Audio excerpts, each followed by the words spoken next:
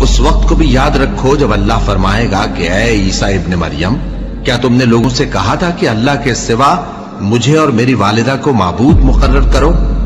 وہ کہیں گے کہ تو پاک ہے، مجھے کب شایع تھا کہ میں ایسی بات کہتا جس کا مجھے کچھ حق نہیں۔ اگر میں نے ایسا کہا ہوگا تو تجھ کو معلوم ہوگا، کیونکہ جو بات میرے جی میں ہے تو اسے جانتا ہے، اور جو تیرے جی میں ہے اسے میں نہیں جانتا۔ بے شک تو علام الغیوب ہے۔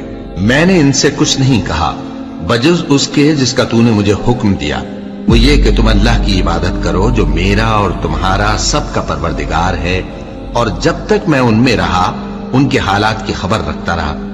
پھر جب تو نے مجھے دنیا سے اٹھا لیا تو تو ہی ان کا نگراں تھا، اور تو ہر چیز سے خبردار ہے۔ اگر تو ان کو عذاب دے تو یہ تیرے بندے ہیں، اور اگر انہیں بخش دے تو تیری مہربانی، اس لیے کہ تو ہی غالب ہے، حکمت والا ہے۔ اللہ فرمائے گا کہ آج وہ دن ہے کہ سچوں کو ان کی سچائی ہی فائدہ دے گی۔